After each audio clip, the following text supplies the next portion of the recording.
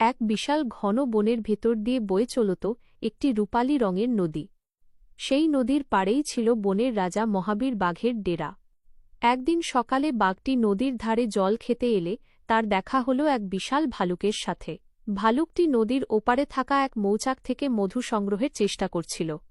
এমন সময় জঙ্গল থেকে বেরিয়ে এলো এক চতুর শিয়াল এবং তার সঙ্গী একটি চটপটে কুকুর।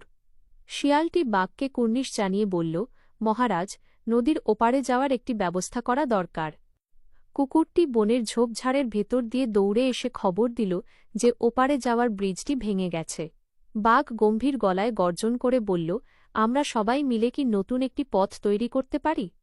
ঠিক তখনই বনের ভেতর থেকে একটি বিশালকায় হাতি তার সুর দুলিয়ে সেখানে হাজির হল। হাতিটি বলল, আমি বড় বড় গাছের ডাল ভেঙে তোমাদের জন্য সাঁকো বানিয়ে দেব। নদীর ওপর যখন সাঁকো তৈরি হল তখন এক এক করে সবাই ওপারে যেতে শুরু করল। বনের উঁচু গাছ থেকে একদল বানর কিচিরমিচির শব্দে তাদের উৎসাহিত করছিল। মাঝপথে গিয়ে শিয়ালটি লক্ষ্য করল একটি ছোট্ট হরিণ ছানা কাদার মধ্যে আটকে আছে। ভালুকটি তার শক্তিশালী থাবা দিয়ে হরিণ ছানাটিকে কাদা থেকে টেনে তুলল। হরিণ ছানাটি ভয় পেয়ে কাঁপছিল। কুকুরটি তাকে আদর করে সাহস জোগাতে লাগল। এমন সময় আকাশ মেঘলা হয়ে এল এবং বনের নীল রঙের বড় একটি পাখি উড়ে এসে বৃষ্টির খবর দিল। সবাই তাড়াতাড়ি করে নদীর ওপারের একটি বড় গুহার ভেতর আশ্রয় নিল। গুহার ভেতরে আগে থেকেই এক বৃদ্ধ কচ্ছপ এবং একটি খরগোশ বসে গল্প করছিল। বাইরে ঝমঝম করে বৃষ্টি শুরু হল এবং বনের গাছপালা বাতাসে দুলতে লাগল। গুহার অন্ধকার কোণ থেকে একটি পেঁচা তার বড় বড় চোখ বের করে সবার দিকে তাকাল। শুরু হল প্রাণীদের মিলন মেলা, যেখানে নেই কোনো হিংসা বা ভয়। বাঘ তার থাবা দিয়ে মাটিতে ম্যাপ এঁকে দেখাল কিভাবে তারা এই বনকে আরও নিরাপদ করবে। শিয়াল তার বুদ্ধির জোরে বৃষ্টির পানি জমানোর একটি নতুন উপায় বাতলে দিল। হাতিটি গুহার দরজায় বড় একটি পাথর রেখে দিল যাতে বৃষ্টির জল ভেতরে না আসে। বাইরে তখন বাতাসের শোঁ শোঁ শব্দ আর মেঘের তীব্র ডাক শোনা যাচ্ছিল।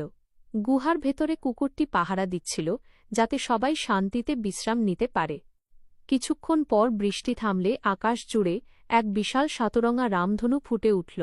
সবাই গুহা থেকে বের হয়ে সেই অপরূপ দৃশ্য দেখে মুগ্ধ হয়ে গেল।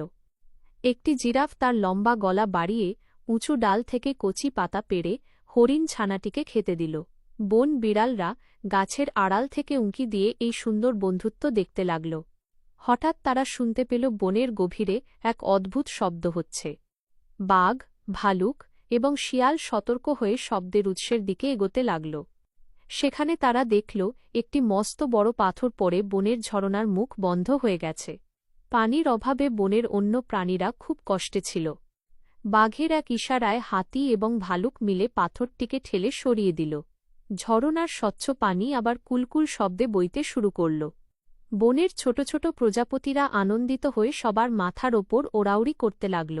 হরিণ ছানাটি ঝরনার পানি খেয়ে তৃপ্তি নিয়ে একটি বড় লাফ দিল। শিয়ালটি বলল, আজ আমাদের বন্ধুত্বের এক বড় জয় হল। কুকুরটি খুশিতে লেজ নেড়ে চারপাশটা একবার ঘুরে দেখে নিল। সূর্য যখন ডুবু তখন পুরো বন সোনালি রঙে সেজে উঠল।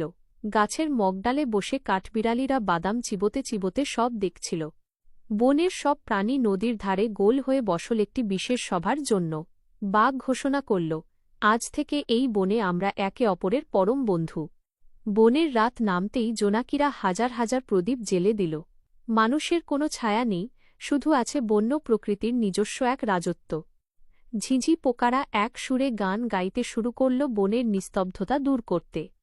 বনের সব বন্ধুরা একে নিজেদের ডেরায় ফিরে যেতে লাগল একরাশ শান্তি নিয়ে। শান্ত চাঁদের